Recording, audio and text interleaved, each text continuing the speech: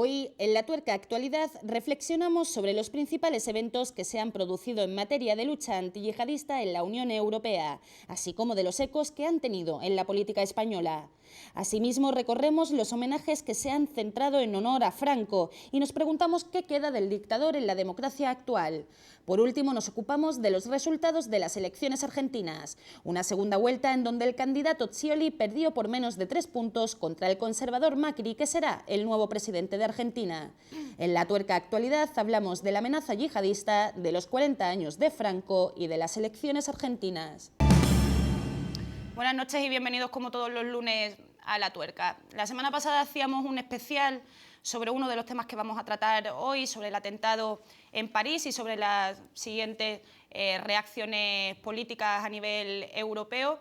Y veía un comentario en el vídeo de YouTube que me llamaba la atención, ¿no? Y era una persona que nos preguntaba por qué teníamos que justificarnos continuamente por intentar analizar las causas de un atentado así. Parece mentira, pero lo tenemos que hacer. Todavía se pone sobre nuestras palabras o sobre las palabras de algunos de nuestros invitados impresiones que no son. Hoy vamos a seguir analizando el tema, así que partimos de la base de que lo vamos a hacer con mucho respeto, como siempre, aunque desde posturas ideológicas diferentes, que es lo que nos gusta en La Tuerca. Como siempre, con una mesa de lujo. En primer lugar, tenemos con nosotros a Enrique del Olmo, militante socialista. Muy buenas noches. Buenas noches, Noelia. Tenemos con nosotros también a Lara Hernández, de Izquierda Unida, que hacía mucho tiempo que no la veía en esta mesa y me complace mucho. Lo mismo digo, un placer. Rocío Monasterio, de Vox, bienvenida también a La Tuerca. Muchas gracias, muchas gracias. Jorge Lago, de Podemos, bienvenido aquí a mi verita. Muchas gracias, Noelia. Y por último, tenemos a Sofía Miranda, de Ciudadanos. Muy buenas noches. Muy buenas noches, Noelia, ¿qué tal? Muy bien, pues si os parece, vemos el sumario, recordamos un poquito qué ha pasado y comenzamos con el debate. Bruselas afronta el tercer día en estado de emergencia tras permanecer en vela toda la noche con varias operaciones policiales antiterroristas en marcha. Centenares de agentes de policía y militares han acordonado las inmediaciones de la Gran Plaza de la capital belga buscando, según fuentes policiales, a 2 sospechosos de los que uno podría ir armado con explosivos. Las 19 redadas de la región de Bruselas se han saldado con 16 detenciones y un herido, según informaba pasadas las 12 de la noche la Fiscalía belga. Un día complicado este lunes, ya que ante el peligro inminente destacado por el gobierno de que se produzcan ataques múltiples y coordinados al estilo de los perpetrados en París, el primer ministro ha decidido mantener cerrados un día más el metro, los centros comerciales, colegios y universidades.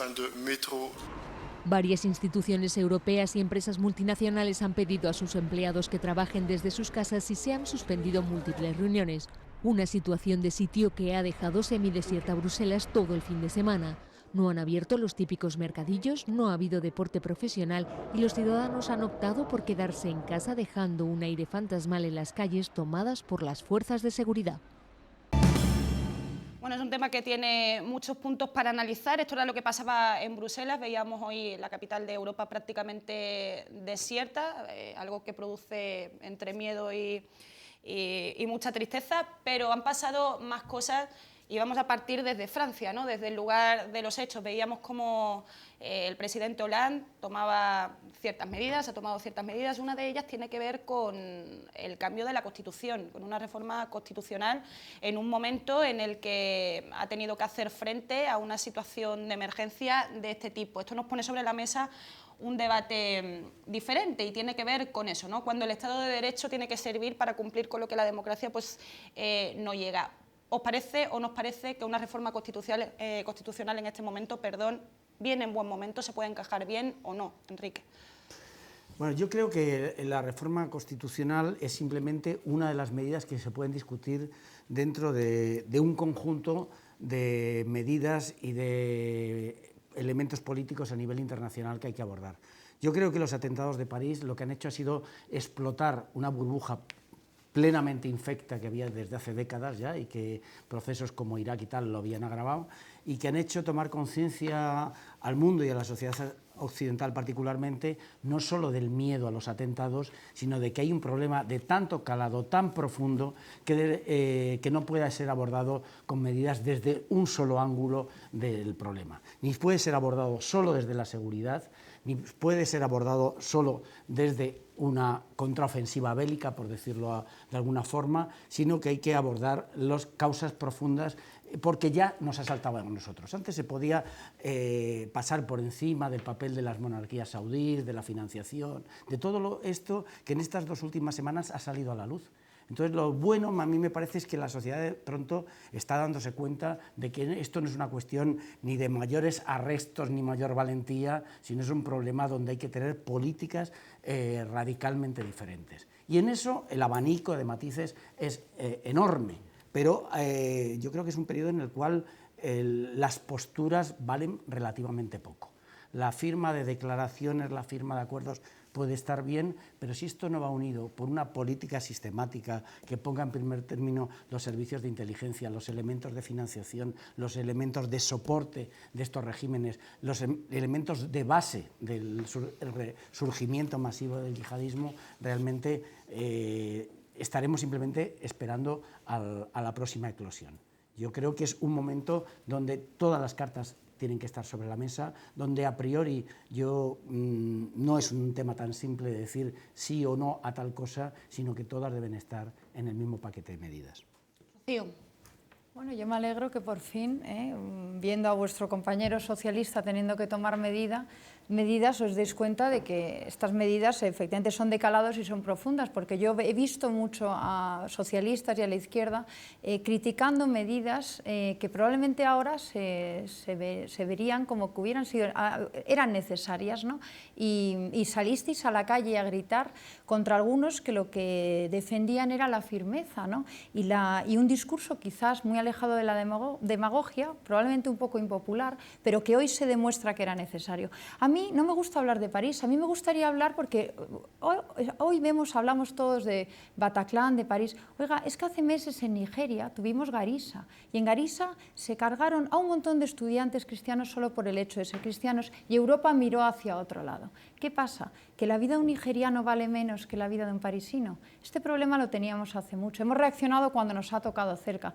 Yo creo y soy partidaria de que hay que reaccionar, pero había que haber reaccionado mucho antes y había que haber estado unidos mucho antes, porque el problema es suficientemente serio para conciliar posturas y efectivamente estoy de acuerdo, hay que ir al soporte y a la base de todo este yihadismo. Y no se puede hacer tratos con, por ejemplo, Irán, donde no se respetan los derechos humanos, o no se puede ser demagogia el conflicto palestino-israelí cuando unos terroristas están matando a unos judíos en Jerusalén, porque estamos confundiendo los términos. Quiero decir, aquí están las terroristas y están las víctimas, ¿no? Y eso es el primer punto que tenemos que aclarar, ¿no? Entonces, hoy tenemos unos señores que atacan, que son terroristas, y unos señores que son víctimas. Esa primera línea la tenemos que dejar clara.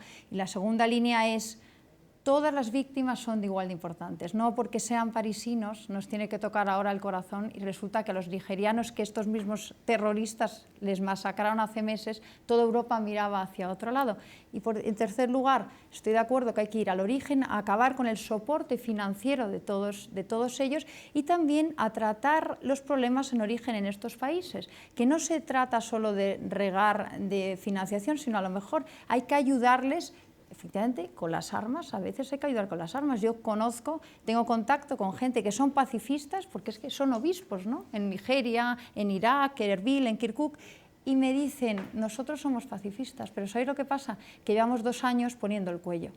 Ya no podemos más. Y no queremos irnos y emigrar a vivir a España, lo que queremos es vivir donde hemos nacido.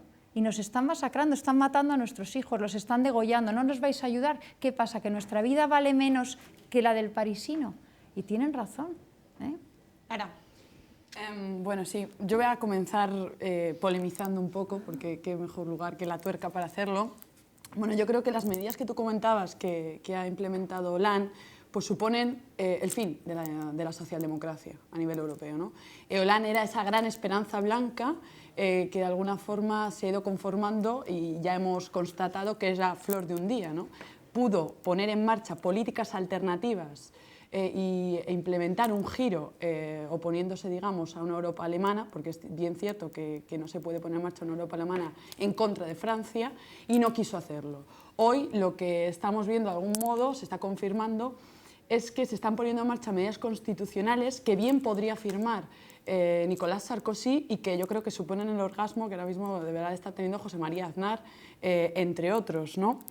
Porque efectivamente, claro, han puesto en marcha de alguna forma unas medidas constitucionales, ¿no? Este Patriot Act, que en su momento también puso en marcha George Bush tras los atentados del 11S, que suponen un recorte de libertades sistemático a costa de alguna forma de dar a elegir entre seguridad o libertad, poniendo siempre el foco sobre la primera y garantizando que la libertad, pues bueno, es un producto de lujo que va únicamente dirigido para un sector privilegiado que no suele ser otro más que las élites dominantes. La libertad te la han quitado los terroristas, no te la está quitando LAN. Bueno, O sea, vamos a ver. estos señores belgas no pueden salir a la calle porque es que les van a acribillar, le dicen quédense ustedes en su casa y lejos de los cristales. El que le está amenazando no es el ejército belga, el que le está amenazando es un terrorista con un Kalashnikov, vamos a dejar las cosas claras. O sea, la libertad te la ha quitado el terrorista, no te la ha quitado LAN. Vamos a intentar respetar antes de entrar Sí, en el sí, debate pero ese es que primer turno me de hace- palabra. Vale, sí, Vale, perdona, Rocío, pero es que y me ha empezamos. llamado la atención la afirmación. Lara, continúa si quieres. Sí, bueno, que como venía diciendo es un poco, digamos, la constatación de esto, ¿no? Y aunque antes de entrar un poco al debate, por poner, digamos, los elementos encima de la mesa con cierto rigor, que estos debates lo merecen, pues sí que es verdad que en cierto sentido también en España, en el marco del Estado español, hemos visto los reflejos de esto, ¿no? El ejemplo es Pedro Sánchez poniendo en marcha un supuesto pacto antiyihadista, que no es más política de marketing, porque el pacto antiterrorista ya estaba de alguna forma trabado y hay que hablar con cierta hondura de este tipo de cuestiones, y por mucho que intentemos vestirlo y adornarlo, pues esto ya de facto existía y ya venía operando y operábamos fuerzas políticas en la innecesaria implicación que requiere un elemento de estas características. Y bueno, fuerzas ahora como Ciudadanos o como Vox, que venís hablando de la supuesta unidad de España, ¿no? Para poder garantizar que efectivamente pues hay que protegerse frente a estas cuestiones terroristas. Yo creo que los problemas son otros, que hay que hablar efectivamente del terrorismo. En primer lugar, hay que hablar efectivamente de las causas que de alguna forma están generando estos ataques, ¿no? terroristas de gran escala, por un lado, y de otro lado hay que hablar de las medidas políticas a implementar en los marcos de los distintos Estados miembros de la Unión Europea para aplacar ellas y poder garantizar siempre que la ciudadanía no va a sufrir un recorte sistemático de libertades amparado en una supuesta retroalimentación de una Unión Europea que lo que viene es a acabar con las libertades precisamente que en su supuesto origen contemplaba, ¿no? Sofía. Bueno, pues en primer lugar me gustaría hacer y subrayar que este problema no es ni de Francia, no es un problema de España, no es un problema solo de Alemania, no es un problema solo de Nigeria o no es un problema solo de Irak, es un problema internacional. Es un problema que tenemos todos los que creemos en la libertad y en la democracia. Por lo tanto, dejemos a un lado titulares electoralistas que no nos van a llevar a ningún lado. Este problema solo se va a solucionar si nos unimos en el marco de Naciones Unidas, en el marco de la Unión Europea y en el marco de la OTAN. Mientras no nos unamos, mientras no seamos capaces de reconocer que es una amenaza a la que nunca antes nos hemos enfrentado, no seremos capaces de plantarles cara. Y estoy de acuerdo. El problema no se arregla en Francia, no se arregla en España, se arregla en origen. Por lo tanto, hay que incentivar la cooperación con estos países donde el yihadismo se está haciendo fuerte, donde el yihadismo está captando, donde el yihadismo está entrenando a sus mercenarios y luchar contra ellos en origen, con cooperación, educando y con ayuda. Jorge. Sí, muy de acuerdo con muchas de las cosas que se dicen, lo que pasa es que son demasiado vagas como para saber si se está realmente de acuerdo o no. Hay que apelar a la unidad, por supuesto, hay que apelar a luchar en el origen, por supuesto, pero ¿qué significa unidad? ¿Qué significa origen? ¿No? Como hemos visto, quienes han entrado en Bataclan, su origen era francés. O belga, es decir, que tenían pasaporte francés y belga, entonces bombardear Siria cuando la persona que te está atacando tiene pasaporte francés parece cuando menos poco eficaz. El problema no es un problema moral solamente, es decir, si fuera eficaz bombardear Siria, yo me lo plantearía. El problema es que se lleva 1 año o 2 bombardeando Siria y lo único que se ha hecho es incrementar al ISIS. Es decir, Hollande no es la primera vez que actúa, o Francia no es la primera vez que actúa, sino que lleva haciendo 1 año entero y lo único que se ha conseguido es incrementar y fortalecer al ISIS. Con lo cual, lo que está diciendo prácticamente toda la comunidad internacional despolitizada, es decir, no electoralista, es que esto no funciona. Que hay que tomar otra serie de medidas, que es lo que hemos planteado en Podemos, con acusaciones de electoralismo por otros partidos, y decir, oye, ¿cómo se ataja esto? ¿No? ¿Cuál es el origen, y el origen muchas veces es un origen complejo. Es verdad que hay que replantearse la lucha antiterrorista cuando ésta tiene un origen y una composición distinta de las que teníamos costumbre. Es verdad que es un fenómeno relativamente nuevo, pero lo que no es verdad es que eso se pueda resolver, bombardeando, con guerra. Lo que ha generado al ISIS, lo que ha alimentado al ISIS y lo que ha permitido que el ISIS exista son las guerras. Con lo cual eso no es eficaz. 2, reformar los estados de derecho. ¿Alguien en su sano juicio piensa que ampliar las penas para gente que está en condición y en disposición de inmolarse y de acabar con su vida sirve para algo? Estrictamente para nada. El problema de las reformas constitucionales y el problema del pacto antiyihadista, tal y como se plantea en España, que tiene elementos positivos, como obviamente reforzar los servicios secretos, la cooperación entre países, etc. El problema que tiene es que plantea de repente incrementar las penas y dices, no sirve estrictamente para nada. No sirve para nada, no es eficaz, no es un problema solo moral, no es un problema de recortes de libertades, que si fueran eficaces, dices, bueno, pues en un momento dado se debate, pero el problema es que no lo son. O sea, hay un falso dilema, no hay un dilema entre seguridad y libertad. Lo que se está haciendo con los cambios constitucionales, lo que se está haciendo con los bombardeos, es hasta cierto punto una cortina de humo que amplifica el problema. Si lo resolviera, aunque fuera a través de medidas absolutamente impopulares, uno se podría poner a debatir, oye, ¿merece la pena esto? Pero es que no ese es el debate. El debate es, ustedes tienen relaciones comerciales con países que amparan la financiación del ISIS, usted tiene relaciones de venta de armas a países de los que luego, curiosamente, esas armas acaban en el ISIS. Eso, que es aislar financieramente, que es apoyar a movimientos que están intentando democratizar la zona en contra de lo que ha hecho gran parte de la comunidad occidental, es lo que sería eficaz. Como eso no se hace, lo que hacemos es reformar constitucionalmente los estados de derecho para ampliar las penas, que no sirve para nada, bombardear, que sabemos que solo amplifica el conflicto, y eso sí que es electoralista y eso sí que es no solo inútil, sino encima profundamente inmoral. Vamos a empezar a desglosar, si os parece, porque habéis puesto muchos elementos sobre la mesa, todos tienen relación unos con otros, pero vamos a intentar analizarlos uno a uno. El primero, que habéis mencionado casi todos, es el tema de la financiación. Nos llama la atención que mientras gran parte de los países de Europa se están preparando para ir a una guerra o para participar de ella, sí que están subiendo las cotizaciones en bolsa de empresas armamentísticas. Hoy han subido un 4%. Esto puede ser un poco gráfico de la situación. No sé si con esto se demuestra un poco esa predicción keynesiana que dice que, bueno, que de las crisis también se sale financiando la guerra. Enrique, y si queréis empezamos por ahí, sí, y con libre turno de palabra. Yo creo que Jorge lo ha situado bastante. En primer lugar, hablar de que ahora sí se está dispuesto a tomar medidas y antes no. Es que las medidas solamente son las medidas de restricción de libertades, de operaciones bélicas. ¿Esas son las medidas? No, eso es una parte de la posibilidad de medidas que hay. Es totalmente falso. Yo creo que es mucho más determinante y efectivamente parte de estos lodos vienen de aquellos momentos de la guerra de Irak, que hoy se dice que fue un preanuncio de lo que había que hacer. Es un preanuncio justamente de lo que no había que hacer. Uno de los focos básicos de funcionamiento son eso, la no resolución del conflicto israelí-palestino. Es un tema determinante absolutamente, determinante. Y determinante no es como se ha dicho aquí, que unos son los terroristas y otros son los agredidos. Eso es mentira, eso es absolutamente mentira. El Estado de Israel está incurso en muchas causas de violación de derechos humanos ante el Tribunal Penal Internacional. Entonces, aquí la resolución del conflicto israelí-palestino desactivaría muchísimos de los problemas.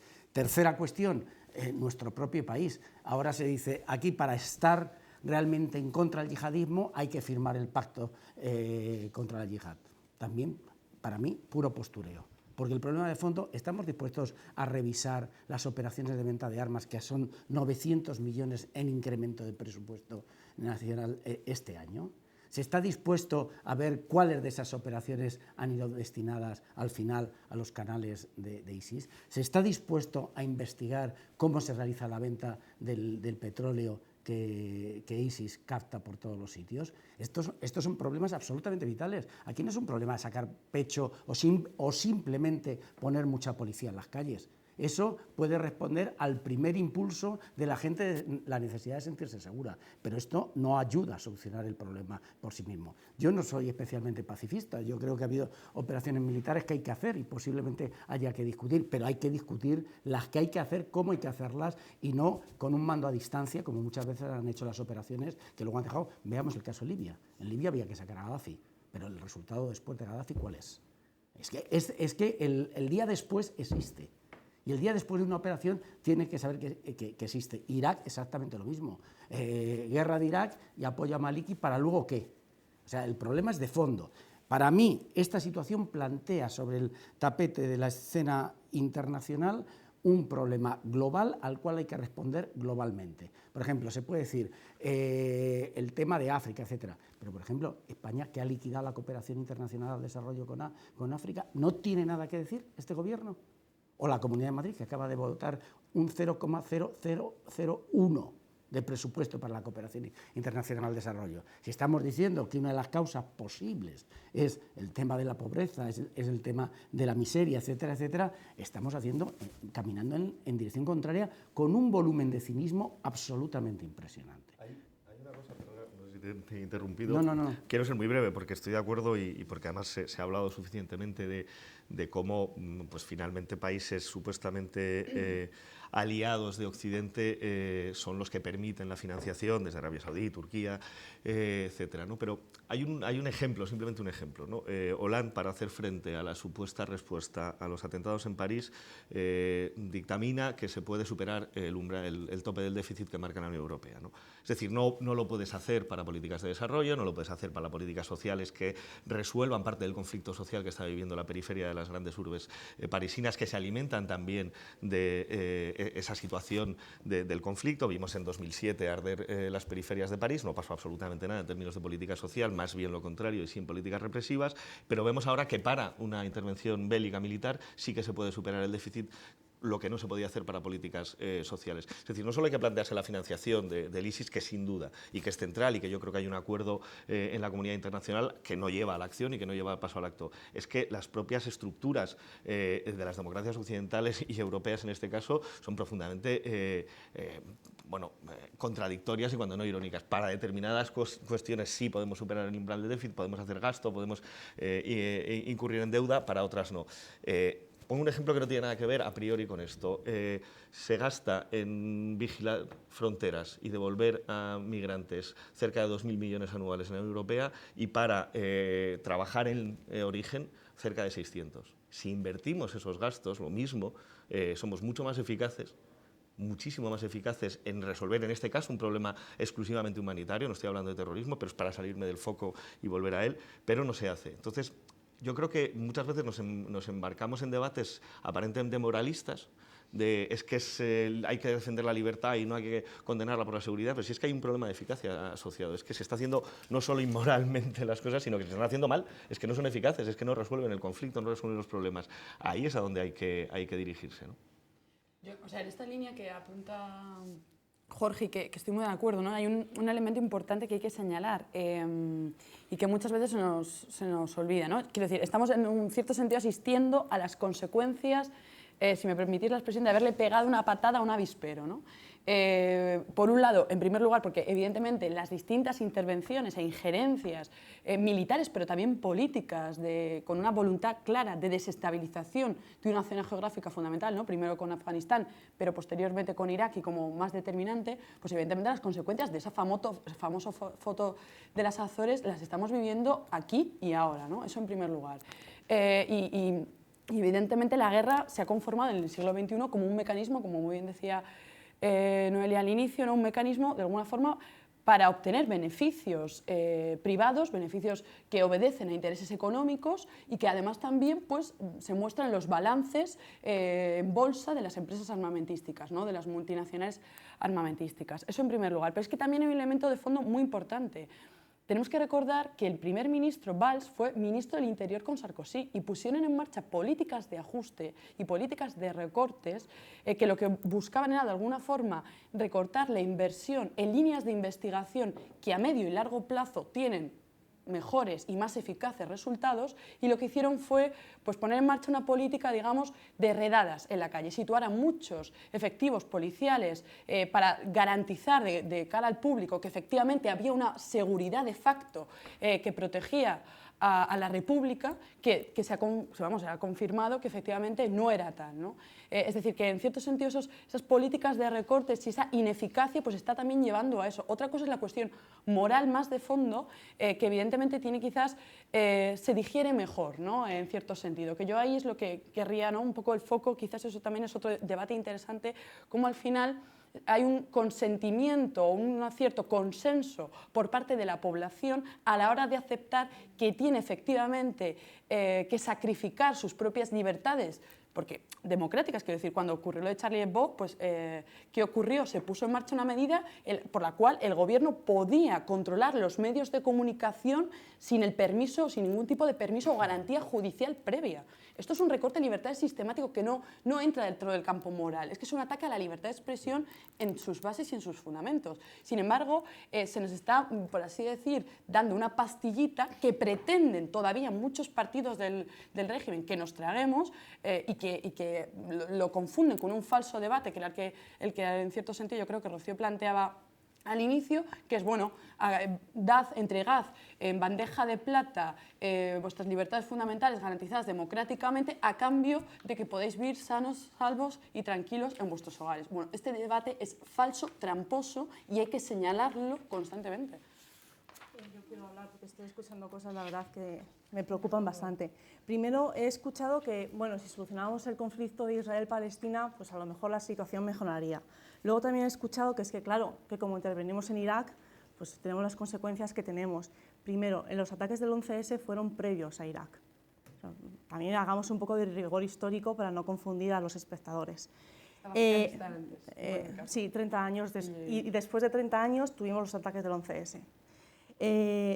Entonces, escuchar hablar de todo esto me hace pensar que es como que si estuviésemos asumiendo que los terroristas, que son terroristas, tienen un objetivo justo, fin y loable. Miren, señores, no.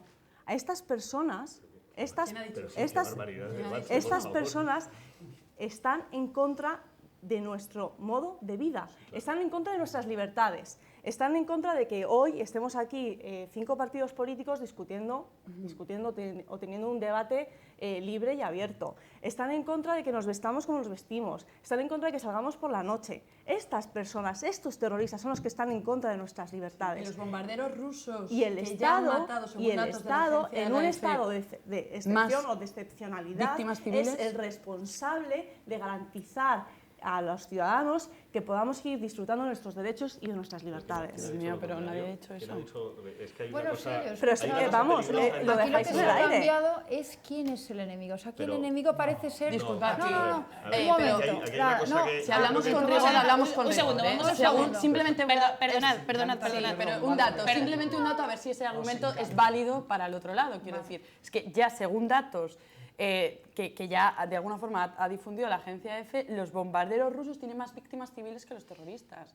Me gustaría ver si podéis implementar un discurso de ese tipo también en relación... Los bombarderos rusos ni los franceses. Es que esta solución o este problema no se va a solucionar ni con buenismos ni con belicismos. O sea, es... ¿Quién ha mencionado buenismos? Si estamos hablando de eficacia, No, lo que estamos yo lo que he diciendo hablado es que es esto que- se soluciona con políticas eficaces.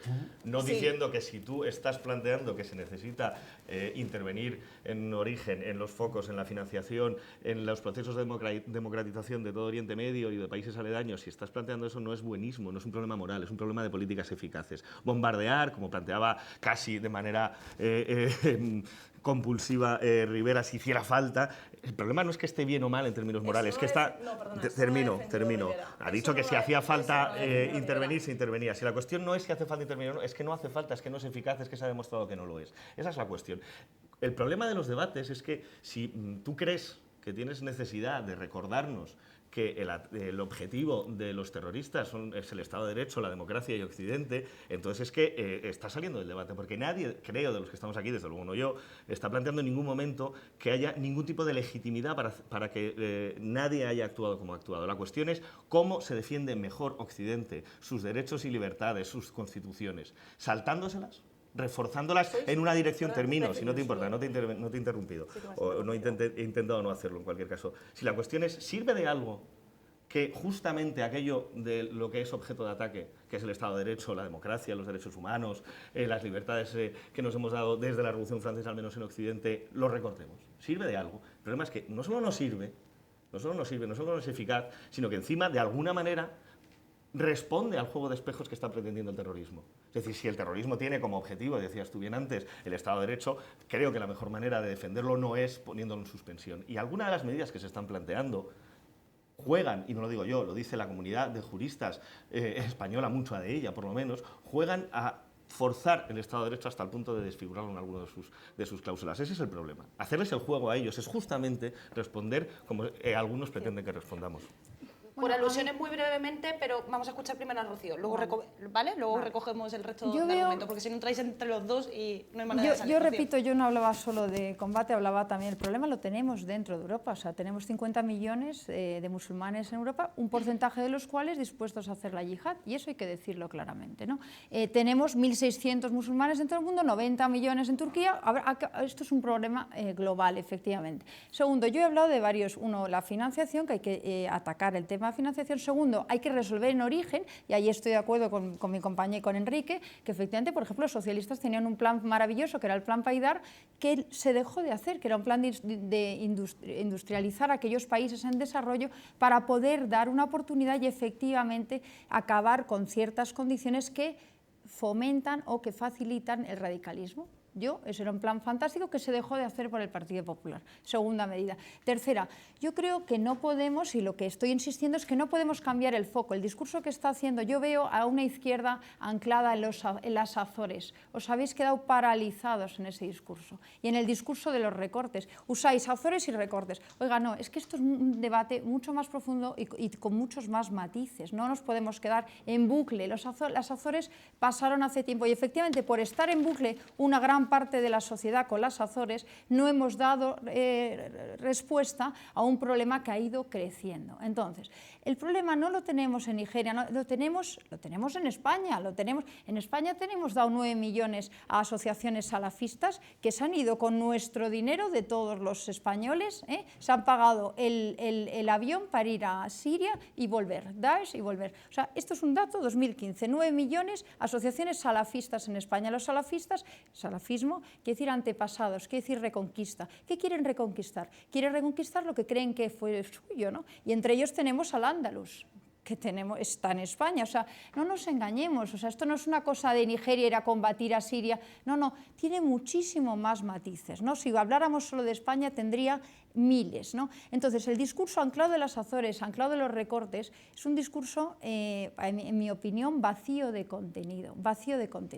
Entonces, tenemos que implementar un montón de medidas en muchísimos frentes y uno de ellos es, primero, hablar de la integración de todos estos musulmanes que tenemos en Europa y hablar claramente y decir, tendrán que estar. Yo soy muy partidaria de abrir las puertas y las ventanas de mi casa y soy muy generosa, pero no cuando vienen a degollar a mis 4 niños. Eso no lo permito. Entonces estamos en un caso de supervivencia. Entonces hay un porcentaje de ellos que claramente nos están atacando, no todos. Hay un 25% dispuestos a hacer la yihad. De los 6.200 versículos que hay en el Corán, pues resulta que hay 852 que te invitan a hacer la yihad. Entonces, hay algunos, un 25% de ellos, que se toman esa parte del Corán rigurosamente. Pues algo tendremos que hacer, ¿no? Porque realmente no podemos dejar que nos ataquen en nuestra propia casa. Nos tendremos que defender y tendremos que hacer valer los valores de la democracia, la libertad, esto que tanto queremos. Por ejemplo, el papel de la mujer. Sí, porque se está acumulando aquí. Un apunte, porque además me hace mucha gracia que aquí todos defendéis este mundo, esta otra civilización donde no se respetan ni los derechos más básicos de la mujer. De ahí no decís nada. Tenemos a miles de mujeres en un estado realmente, Rocío, perdóname que te interrumpa porque yo no puedo debatir y no lo voy a hacer, pero sí que como moderadora me veo obligada a decir que hay ciertas cosas que tenemos que respetar en esta mesa. Yo creo que todos los que estamos aquí, he tenido que empezar el programa advirtiendo que todos los que estamos en la mesa defendemos los derechos humanos, así que te pido por favor que regulemos un poco ciertas opiniones porque son complejas, por lo menos en esta mesa. De los derechos humanos de la mujer. Estaba hablando de eso, me alegro que me lo digas. Por eso digo que tenemos que ser claros con aquellos que no respetan los derechos humanos. Resulta que las mujeres en estas civilizaciones están oprimidas y están maltratadas. Y entonces, también seamos claros, o sea, tenemos que intentar transmitir los valores que nosotros creemos que son buenos. Por ejemplo, cómo se trata a la mujer en Occidente, ¿no? Pues digámoslo con claridad. Y yo veo que sobre todo esto hay una parte que no quiere opinar. A lo mejor le resulta incómodo todo este discurso. Sofía. Creo, Rocío, que lo que acabas de hacer es una irresponsabilidad política considerable. Tratar de ligar a terrorismo con personas que practican el Islam, creo que es un gran error. No me has entendido. Es un gran de hecho, hay un 25%. error. Y creo que como yo, el resto de la mesa. Te hemos entendido perfectamente. Creo, Rocío, que has cometido un gran error. Primero, porque esto no es ni una lucha de civilizaciones ni una lucha de religiones. Es una lucha de la barbarie contra nuestro estilo de vida. ¿Qué le gritaban al que le pegaban un tiro a la sala Bataclan en Nigeria? Rocío, ¿Qué disculpa, le gritaban? es que si era cristiano le pegaban un tiro y si no era cristiano no. Insisto. Vamos a ser claros también. Estos terroristas, efectivamente con pasaporte europeo, muchos de ellos no practicaban el Islam previamente. ¿Y por qué entraban gritando a las grandes? Yo no lo entiendo. Pero es que el Islam no es una religión bélica. El Islam, como otras religiones, todas las religiones son pacifistas. He dicho, hay una parte... Creo que no nos ha quedado clara ninguna. A ninguno, de verdad. Vamos a repetir. Creo que Yo creo que vamos a... Perdonadme. 50 millones de musulmanes. Lo has dicho explícitamente. No, lo voy a repetir. Hay 50 Europa tiene un millones de problema musulmanes. porque hay 50 millones de musulmanes. No me cortes la segunda parte de la frase. España tiene un problema. Enrique, te voy a repetir porque no lo has entendido bien. He dicho, en Europa hay 50 millones de musulmanes, de los cuales... Si habláis los dos, de verdad, si habláis los dos, efectivamente no se os va a entender. Vamos a completar las frases. Rocío, he dicho, hay Rocío, un matiza porcentaje brevemente. de ellos dispuestos a hacer la yihad. Que Y lo matice he brevemente, dicho y ya lo está. repito. Hay un porcentaje de ellos, lo he dicho antes y lo vuelvo a decir ello. He dicho los datos de... Lo he dicho claramente. Lo puedes coger. Bueno, vamos a intentar salir de aquí. Lo repito. Hay un porcentaje de ellos que están dispuestos a hacer la yihad y lo repito. Entonces hay un porcentaje de ese 50 millones en Europa, de ese 90 millones en Turquía y de ese 1.600 derecha que matan masivamente en Noruega. Claro, ¿quién te está diciendo que no? En base a la defensa de la civilización judío-cristiana. No esperaba que Ciudadanos aquí tuviera una posición firme, ya lo sé, porque es más cómodo el relativismo y la sonrisa. Yo lo que estoy hablando es que a muchos de esos les mataban por el hecho de ser cristianos. Y eso... Lo que pasa, ¿Qué opinas sobre el terrorista noruego? Lo mismo que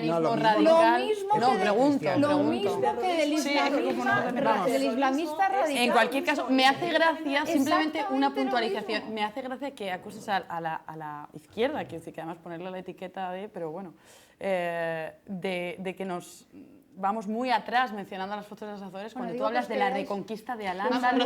Rocío, vamos a intentar escuchar, por favor. Son discursos todos. un poco irresponsables de cara al público y hay que, en cierto sentido, reflexionar antes de decir tales cuestiones como las que tú apuntas, hablando de integración, acusando a 9 millones de musulmanes. Los que hablan de reconquista de Al-Ándalus no soy yo, esos son los salafistas, bueno, no me has entendido.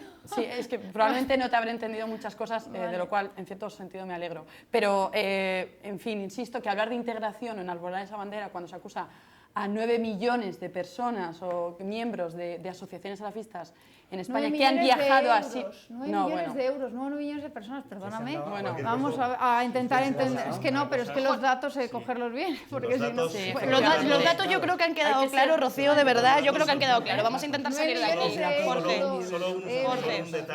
Solo un detalle de sentido común. El mayor número de víctimas del ISIS es musulmana. Claro que sí. Entonces, termino, que no te he interrumpido en ningún momento, aunque he tenido muchas ganas.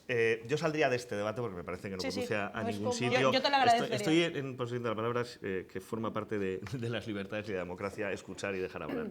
El mayor número de víctimas son musulmanas. La mayor y mejor forma de reducir ese fanatismo, venga de donde venga y tenga las causas que tengan, es justamente trabajar por la democratización, tal y como la entienden esos países, no tal y como la entiendes tú o yo o el de al lado. Ha habido procesos de democratización en esos países, de intento de democratización a través de las primaveras árabes, a través de determinados partidos a lo largo de la historia, que justamente determinados intereses nuestros, occidentales, de esas libertades que tú defiendes, los han cortocircuitado, los han boicoteado y han alimentado no tanto esa salida como la imposibilidad de una salida democrática, que luego evidentemente genera todo tipo de conflictos que alimentan determinadas formas de fanatismo. En cualquier caso, yo creo que no es un debate religioso, es un debate que tiene unas raíces mucho más complejas y muy distintas, y que la mayor víctima del fanatismo del ISIS es básicamente los pueblos árabes y musulmanes y los países de origen, no nosotros, que tenemos lamentablemente acciones como la de París, pero que cuantitativamente son insignificantes comparado con la cantidad de víctimas que hay allí, y creo que se impone no responsabilidad, sino simplemente un poco de decencia argumentativa para no hablar de musulmanes y de una parte de ellos como si una parte de los católicos se dedicaran a matar, o de los protestantes en Noruega a través de los extremismos de extrema derecha. No tiene nada que ver la religión ahí, o no tal y como la estás entendiendo, sino una serie de causas muy distintas. Y el radicalismo puede ser ideológico, puede ser religioso, puede ser subjetivo, puede ser psicológico, puede ser por pobreza, puede ser por muchas causas. Pero radicalismo. Tenemos que matar es radical, claro que es radical, pero es que eso es una tautología. Perdonad, no significa nada. Perdonad, ¿me vais a hacer caso en algún momento? Sí, yo como sí, moderadora en sí. esta mesa, yo lo agradecería de verdad, ¿eh? Tenemos que pasar de tema, tenemos que continuar hablando. Por supuesto se queda encima de la mesa muchos temas. De verdad, me muero de ganas de debatir, pero no puedo. Vamos a seguir hablando del 20N. A día de hoy, 40 años después, todavía se sigue celebrando la persona y lo que hizo nuestro dictador, que dejamos en el pasado muchos y que todavía dejó muchas heridas abiertas que no se han solucionado y que muchos intentan solucionar. Se cumplen Bueno, 40 he años dicho de ya. la muerte del dictador Francisco Franco y nos detenemos a analizar los actos y homenajes que se han producido en torno a este 20N. Un total de 16 misas en todo el Estado, un banquete de la Fundación Francisco Franco a 50 euros el cubierto en el Hotel Meliá, en plena precampaña y con la memoria histórica siendo uno de los temas más tratados en estas semanas, echamos la vista atrás para recordar qué queda del franquismo en nuestra sociedad y sobre las figuras de la política española que se durmieron franquistas y se despertaron demócratas. 40 años después y a menos de un mes de las elecciones generales que pueden suponer un fuerte cambio de ciclo político en España, evaluamos la herencia del caudillo en la democracia española. Bueno, yo empezaría directamente pidiéndoos una valoración. ¿Por qué 40 años después sí se celebran este tipo de homenajes a un dictador, pero sin embargo siguen abiertas un montón de heridas de personas que sensibilidades no se han sentido cubiertas a través de una ley de memoria histórica que no ha cumplido con las expectativas de muchas de las familias y de muchas de las personas que siguen hoy vivas y luchando por esto, pero sin embargo, ya te digo, podemos ver 16 misas a favor de un dictador? Enrique. Yo creo que aquí hay un primer problema fundamental, que es que un partido como el Partido Popular, que ha gobernado este país durante 12 años, no ha sido capaz de hacer una ruptura abierta, frontal y clara con el régimen franquista. Este es un primer problema, porque la sociedad también tiene que ver con el proceso educativo en el cual tú la conduces. O sea, que la democracia española no tenga un hecho de dignidad nacional, como es una ruptura drástica y absoluta con un régimen criminal que condujo además al retroceso y al atraso de España durante 40 años, me parece que es el primer gran problema. El primer gran problema es que el Partido Popular, de forma reiterada en el Parlamento, se ha negado a condenar un régimen criminal y dictatorial. Segunda cuestión, una ley de memoria histórica de la época de Zapatero, es una ley calificada de tibia por gran parte de las asociaciones de la memoria, pero que intentó abrir un determinado camino. Y este camino ha tenido algunos elementos donde no se ha avanzado. Uno fundamental es la recuperación de los cadáveres en las cunetas, donde toda familia pueda recuperar la dignidad de enterrar a sus muertos de una forma digna. Y estos días hemos visto entrevistas, homenajes o se ha hecho un documental maravilloso hecho por Jordi Gordon que se llama Mi derecho a llorar, ¿no? Que es una preciosidad que yo creo que tiene que ver con esto, que una parte de la población se le ha negado el derecho a llorar por sus víctimas y a recuperar, que es una cuestión de elemental humanidad. Yo creo que estos son dos elementos, y el tercero que digo, porque el otro día yo me quedé asombrado, me creí que me estaba equivocando, cuando vi al presidente de gobierno, Mariano Rajoy, alardear de que él había dado en todos los ejercicios presupuestarios 0 euros al tema de la memoria histórica. Es decir, sacaba pecho frente a su electorado de que él rompía cualquier derecho de la gente a recuperar a sus familiares, a recuperar, restaurar el nombre y la honorabilidad de sus familias. Yo creo que esto es un tema muy serio cuando además ya en otro ámbito, en el judicial, se produce la oposición al procesamiento y tiene que ser un juez, la jueza Servini en Argentina, la que tenga que demandar que torturadores o ministros implicados en penas de muerte puedan ser juzgados. Y hay un cierre de filas de la judicatura y del gobierno para evitar una cuestión que en cualquier otro país normalizado de Europa es directamente vulneración de derechos. Vamos a ver si os parece como ejemplo una de tantas celebraciones que tuvieron lugar en Madrid y la valoramos.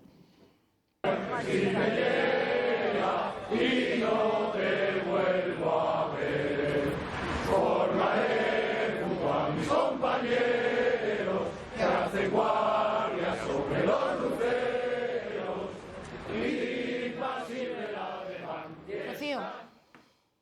Pues a ver, a mí el tema de Franco me queda lejos porque yo no había ni nacido. Pero bueno, os veo a todos anclados en el tema de Franco y es verdad que yo creo que hay que condenar, sí, hay que condenar las dictaduras. Por eso yo invito a todos que condenemos siempre las dictaduras, las que existieron y las que hay hoy, porque yo no veo a nadie condenar la dictadura castrista. Resulta que yo tengo pasaporte cubano y tengo que aguantar que todos habléis de Cuba como si fuera el paraíso de las libertades. Y yo no puedo entrar en Cuba porque si entro en Cuba me fusilan. Porque resulta que en Cuba se fusilaba gente. Bueno, a mi familia, aparte de ellos, los fusilaron, ¿vale? Por intentar defender la libertad. Entonces yo, si entro en Cuba, puede que tengan problema. Y veo que aquí hay un doble rasero. Hablamos de la dictadura de Cuba, pero no hablamos de la dictadura de Castro. Condenemos todas las dictaduras, ¿vale? ¿Estamos dispuestos a condenar la dictadura castrista? ¿Lara? ¿O Enrique? ¿O Jorge? De todas formas, yo en este sentido yo creo... Pues me alegro mucho, porque entonces todos estamos de acuerdo en esta mesa, las dictaduras no somos Por supuestísimo que estamos de acuerdo en que las las dictaduras no, pero de todas formas vamos a intentar, que esto era lo que hablábamos, dictaduras no, en ninguno de los casos, pues bajo para ningún partir concepto. de la base. Ahora bien, vamos a hablar de la que nos concierne, que era este tema, que es el de Franco. Que yo, habla todo lo que tú quieras, pero vamos a intentar... De que no nos gustan las dictaduras, sino nos gusta hablar de libertad, que es de lo que hablamos en Vox. Yo creo que efectivamente, vemos unas celebraciones ahí franquistas, pues sí, eso, estaban celebrando igual que celebraba Ciudadanos las 13 rosas, o igual que otros celebran a Largo Caballero, ¿no? Entonces, si nos ponemos a llorar, lloramos todos. Si hemos decidido cerrar esa historia, la cerramos todos. Y yo creía que en España habíamos hecho un ejercicio muy valioso, que fue la transición, y que fue un ejercicio que yo valoro porque es un ejercicio de reconciliación. Y es un ejercicio de reconciliación de ambas partes, porque había dos partes que estaban enfrentadas, y eso fue una tristeza y fue lo que genera una guerra civil, ¿no? Entonces, yo valoro mucho los valores de la transición, ese esfuerzo por intentar cada uno ponernos de acuerdo, ver que efectivamente en los dos bandos hubo barbaridades, ¿no? Y entonces, ¿por qué algunos se empeñan ahora en reabrir y en utilizar un discurso de enfrentamiento? ¿Por qué algunos faltos de discurso político, sin tener ideas para un futuro, se tienen que anclar en el pasado y desenterrar otra vez los enfrentamientos del pasado? Nosotros, a lo mejor porque somos un partido joven y con ideas de libertad y de futuro y de propuestas, dedicamos el tiempo a hablar del futuro y no a hablar del pasado. Y me da pena ver a jóvenes en otros partidos que se pierden en hablar del pasado, en recordar y desenterrar el odio del pasado, que fue lo que en España nos llevó a unas historias muy tristes, que eso sí, aunque yo no había nacido, sí que lo sé. Jorge. Varias cosas. Una, yo creo que hay que distinguir las celebraciones privadas repugnantes de la posición del Estado en general, ¿no? Es decir, me preocupa y mucho ver celebraciones privadas, pero me preocupa más que un Estado no haya resuelto su relación con la memoria, que no es con el pasado. El pasado no es algo que exista separado del presente y de hecho no hay futuro ni individual ni colectivo si no está arraigado en una tradición u otra. Es decir, que tú no puedes ser quien eres sin una memoria, sin una experiencia, sin una educación y sin una serie de valores. Si en España, por las razones que fueren, y a mí me interesa muy poco, una cosa es el pasado y otra cosa es la historia, entrar ahora en si la transición se pudo hacer mejor, si no se pudo hacer bien, si había un peligro de involución, me parece un debate estéril. Lo que me parece que es incontestable es que la construcción democrática en este país no fue lo suficientemente fuerte, lo suficientemente anclada en valores democráticos en ese momento. Y que, no lo digo yo, lo dice el relator de Naciones Unidas, que creo que creemos un poquito, si somos tan partido por la libertad y por la democracia, en la Organización de las Naciones Unidas, que recomendó a España resolver el problema de la reparación, de la memoria y de la dignidad de las víctimas, sean cuales fueren. Y ahí me voy a poner incluso suavito, me decía antes Lara, por bajo, que suave estás. Sí, porque es que, o sea, puedo entrar en un diagnóstico mucho más a la izquierda, porque además es el mío y es de donde vengo, pero creo que no hace falta. Es que no podemos estar hablando de democracia si no hay restauración de las víctimas, si hay gente enterrada en las cunetas, si hay placas recordando un régimen totalitario o autoritario. Me da igual, incluso acepto que me repugna la significación de autoritario de parte de la escuela revisionista histórica y de la ciencia política de Linz y compañía en este país. Es que me da igual, no se puede construir unos pilares de una democracia fuerte con enterrados, con una memoria absolutamente injustamente tratada, con calles haciendo honor al franquismo y con la posibilidad de que el único país europeo que permita la celebración de un régimen totalitario sea el nuestro. A partir de ahí, no acepto, y no lo acepto de forma tautológica, que nadie hable de democracia, de derechos humanos, si no acepta que en España hay algo que no está resuelto. Es que no lo acepto. Sofía. A mí yo os voy a hacer una confesión personal y es que me resulta muy complicado hablar de este tema, porque me toca tema familiar, entonces para mí es un poco complicado. Mira, Rocío, es cierto que hay que mirar al futuro y hay que mirar al futuro con valentía, con esperanza y con optimismo, pero también la política es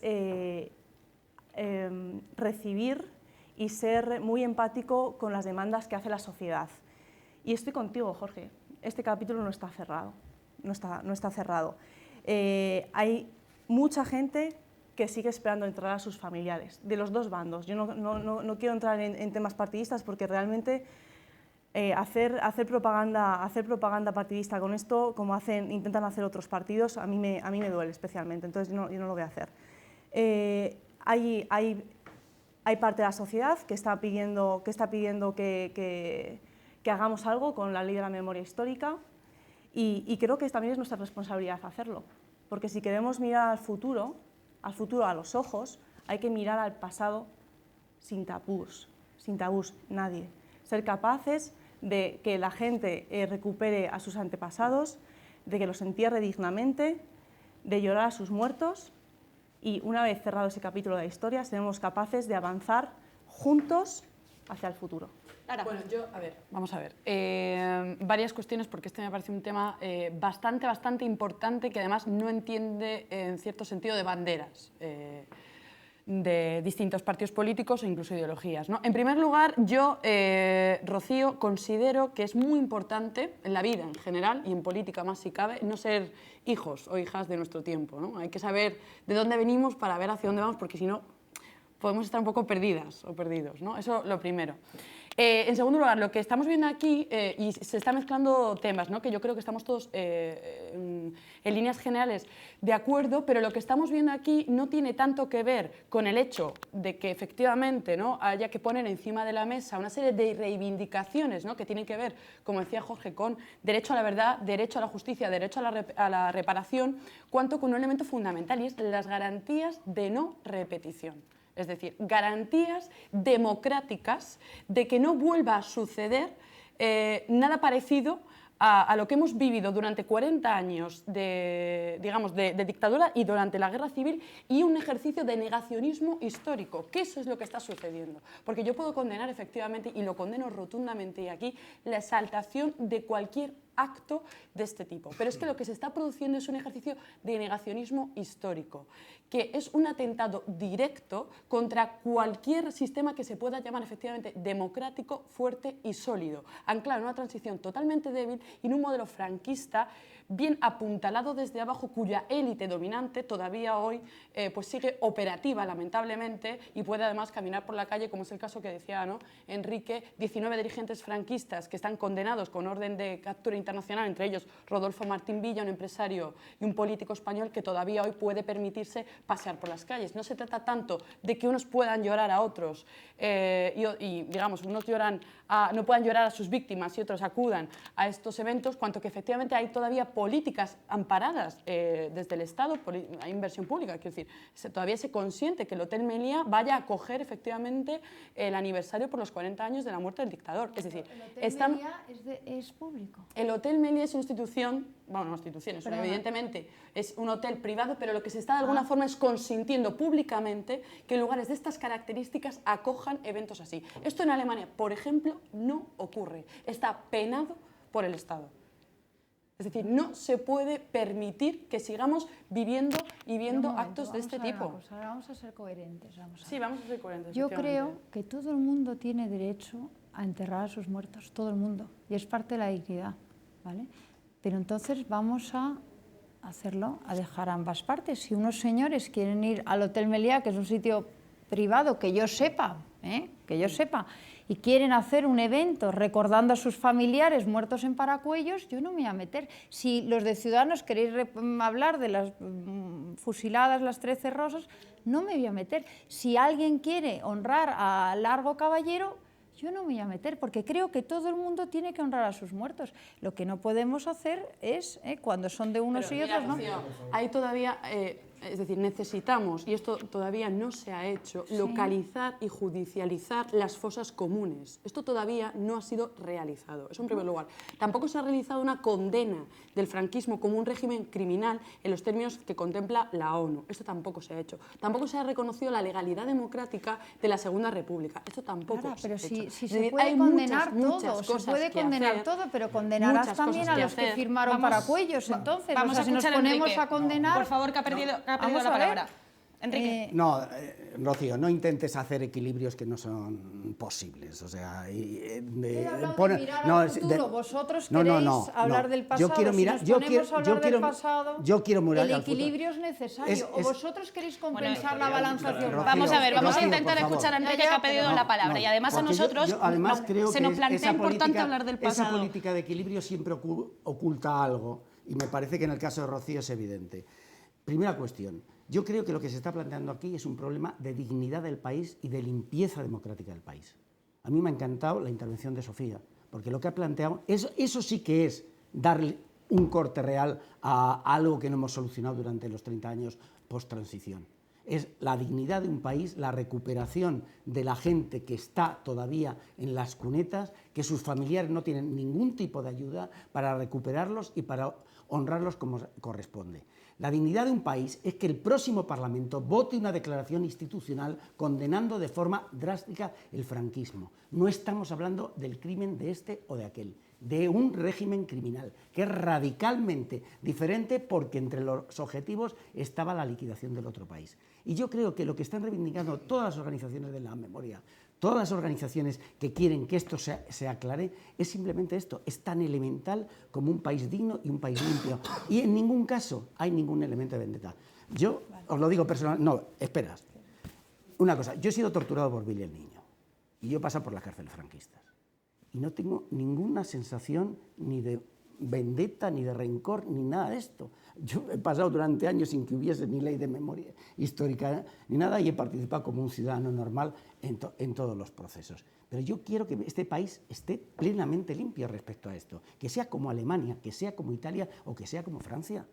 Es que eso es lo que yo quiero para mi país. Y eso significa 3 cosas muy sencillas. No podemos soportar que un presidente de gobierno se mofe de haber dado 0 euros al tema de memoria histórica. No podemos permitir que un partido de gobierno todavía mire para otro lado cuando se habla del franquismo. Y no podemos permitir que a las familias no se le den los medios adecuados y el apoyo del Estado para poder enterrar a sus muertos. Yo creo que son tres cosas tan sencillas, tan profundamente democráticas, que luego hacemos todas las discusiones históricas que se quieran sobre paracuellos largos. Es que me da absolutamente lo mismo. Y luego cada uno celebra lo que quiere. Pero el problema es un problema de dignidad del país. Y esto se hace con limpieza, con claridad y con frontalmente denunciar un régimen que es un régimen criminal organizado para liquidar a una parte de la población. Punto. Gracias. Tenemos que continuar. Desde luego nos quedamos con esta intervención que yo creo que para cerrar no está nada mal con esta... Yo también la compro. Yo también la compro. No tenemos que pasar de tema, Rocío. Tenemos oportunidad de seguir hablando de otros temas. Desde luego, como dice nuestro director Juan Carlos Monedero, lo que queremos es un país sin miedo y con memoria, y eso une un poco todo lo que estamos hablando esta noche.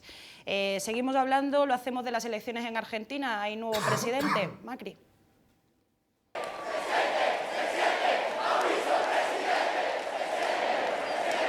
Este era el clamor entre los seguidores de Macri conforme avanzaba el escrutinio.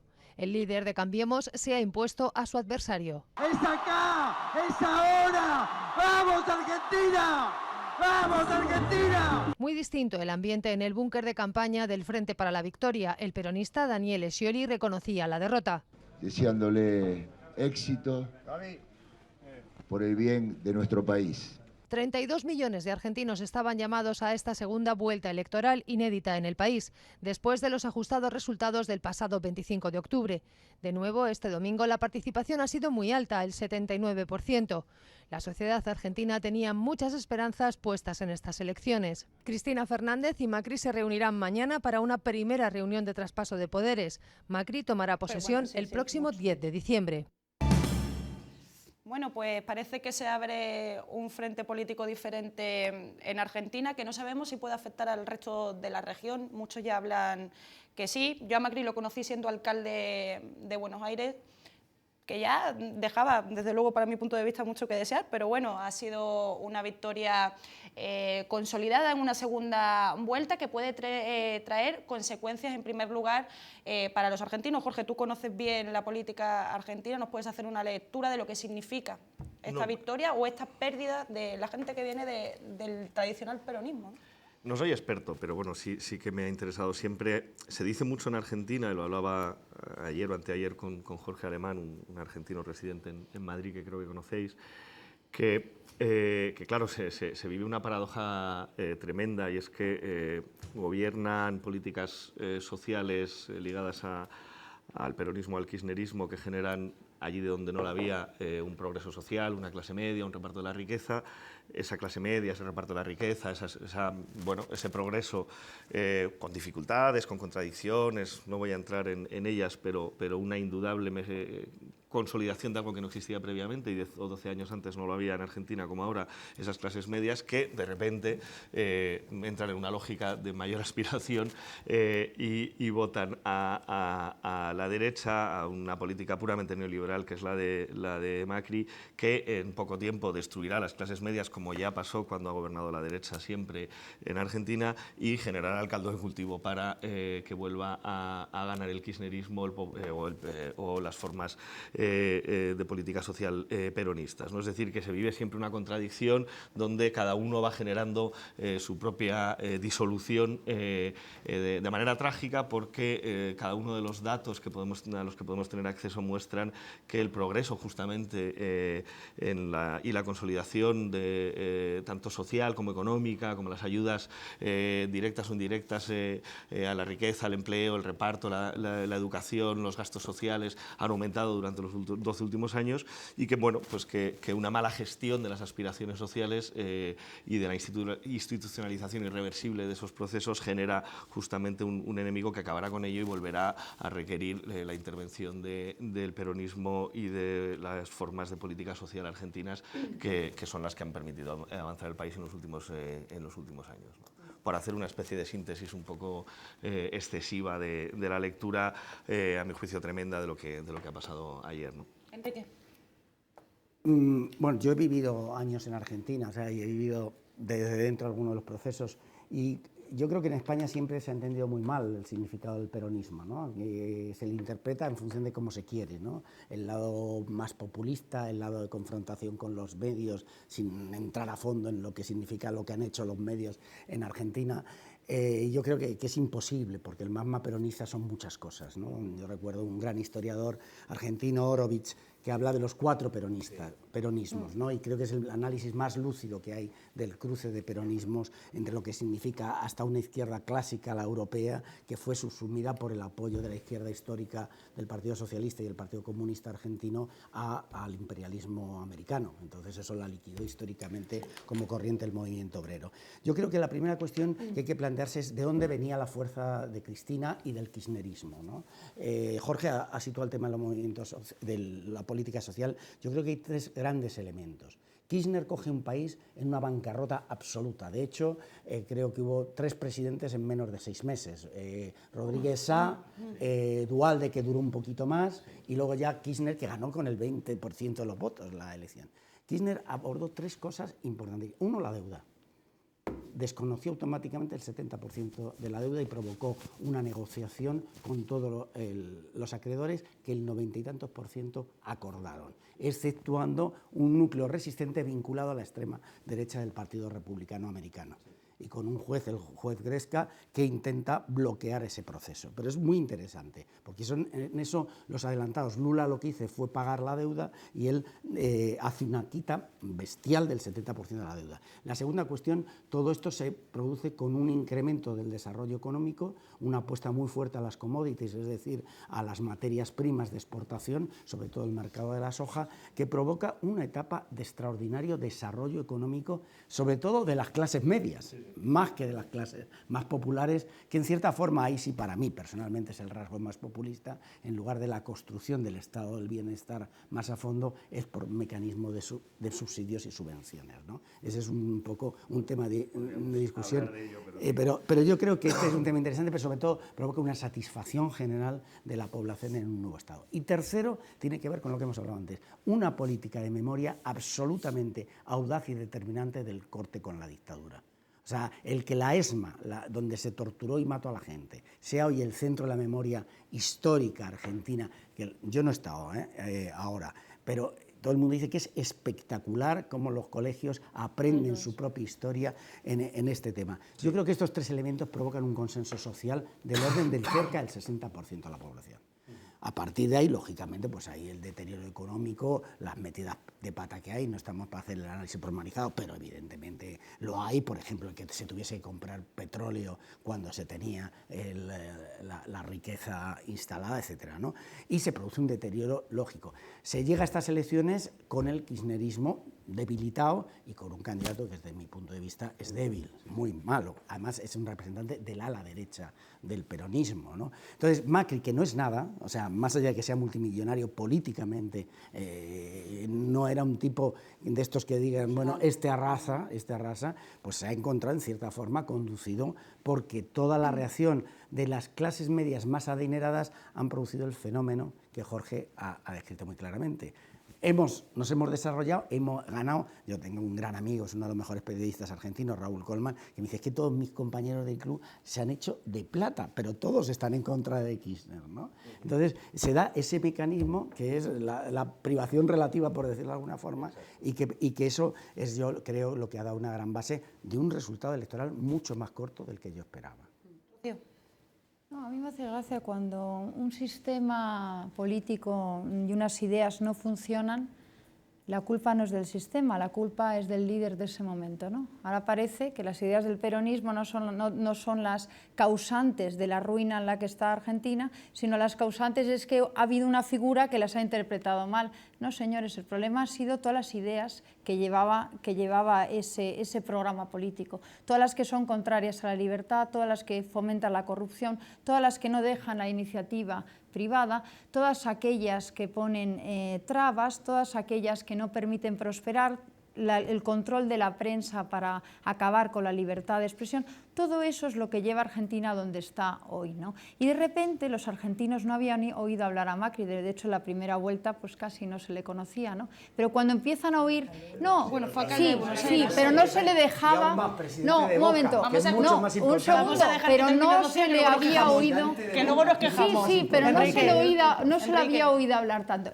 hay unos meses en que se oyen hablar estas ideas que habla de libertad, de una economía con bajos impuestos, de acabar con la corrupción, de fomentar la iniciativa, de dejar a la gente trabajar y prosperar, no de hacer un Estado gigante que controla todo y que arruina al país, y a la gente le empieza a gustar, porque como la gente ha probado la medicina de lo que llevaban todos esos años, han probado la medicina y les ha salido mal, que es las ideas del peronismo, resulta que ven unas ideas que son contrarias a lo que han estado sufriendo, porque la palabra es sufrir, todos estos años, ¿no? Y por eso Macri ha tenido éxito, ¿no? Porque resulta que es que las ideas que tienen éxito son las ideas que fomentan la libertad y que dejan a la gente prosperar, desarrollar negocios, quitar las manos del dinero, de bajar los impuestos.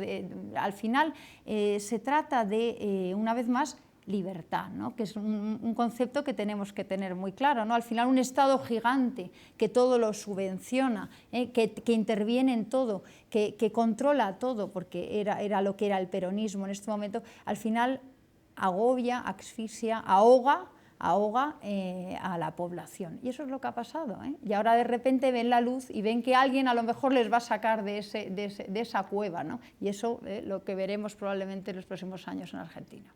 Sofía y Lara, y casi las dos últimas intervenciones del programa. Sofía. Bueno, pues los argentinos han hablado en su democracia, en sus elecciones, por lo tanto, nosotros nada más que respetar, ¿no?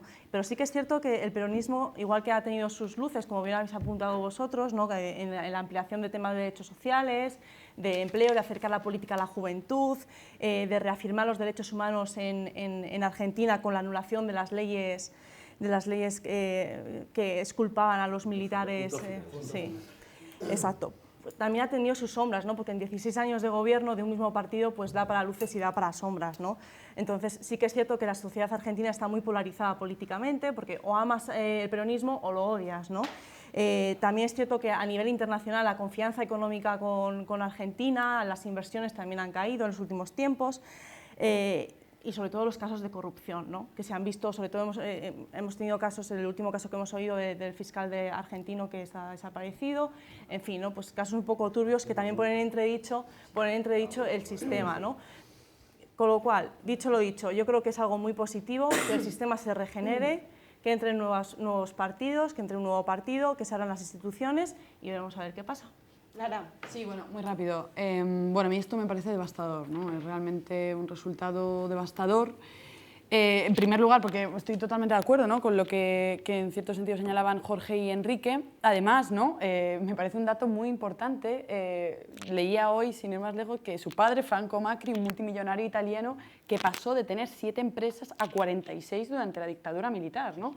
Es decir, que lleva en la sangre, por así decir, lleva en el ADN lo que en cierto sentido ya se vio ayer en el discurso de corte tan thatcherista que tuvo una vez ya elegido presidente. En un discurso que realmente da bastante miedo. Y hoy comentaba con un amigo argentino que me decía, bueno, en realidad la pregunta que nos estamos haciendo es si ha ganado la derecha o la extrema derecha en Argentina, ¿no? Un discurso que en cierto sentido va a ser bastante, en cierto sentido, ilumina bastante el camino, algunas de las medidas que yo creo personalmente, ¿no? que ya se irá viendo, que va a tener dificultades de ponerlas en marcha porque el resultado en cierto sentido se ha ajustado, es decir, que va a tener, efectivamente, ¿no? Va a tener ciertas complejidades a la hora de poner en marcha ciertas medidas, pero bueno, apertura a los mercados internacionales, una cierta liberalización del mercado, o sea, poner en marcha políticas de corte neoliberal en Argentina, y una que a mí me parece bastante grave y que me afecta también, ¿no? En relación a lo que comentábamos previamente, algo en lo que Argentina ha sido absoluta vanguardia, ¿no? Que era precisamente la lucha por la defensa de los derechos humanos de las víctimas de la dictadura, pues parece ser que va a dejar atrás esta lucha tan representativa y tan significativa. Y lo que me parece muy interesante, ya simplemente para concluir, que creo que es un poco el debate que en otro momento, si puede ser, pues tendremos, que tiene que ver con el fin de ciclo, ¿no? que se está, yo creo, evidenciando en Latinoamérica, ¿no? Argentina ayer, pues próximamente veremos qué ocurre con Venezuela, veremos también qué ocurre con Brasil, que también tiene mala pinta la cosa, y por la contra, pues el inicio de ciclo en Europa. Esto es quizás un interesante debate, ¿no? Que Grecia, Portugal, ahora toca a España. El año que viene Italia tiene un referéndum para aprobar las medidas, las reformas constitucionales de Renzi, que parece a todas luces que va a perder. Es decir, de alguna forma hay un movimiento de interés geopolítico y unas demandas que, bueno, habrá que ver qué pasa. Pues habrá que ver qué pasa, seguiremos pendientes desde luego en La Tuerca. Lara, Enrique, Jorge, Rocío y Sofía, muchísimas gracias por participar. Os diría que nos vemos la semana que viene, pero yo ya no me aguanto las ganas de debatir, así que voy a dejar de presentar La Tuerca hasta que pasen las elecciones del 20D. Habrá una cara nueva que no quiero revelar hasta que os asoméis a La Tuerca el próximo lunes. Muy buenas noches y nos vemos en enero.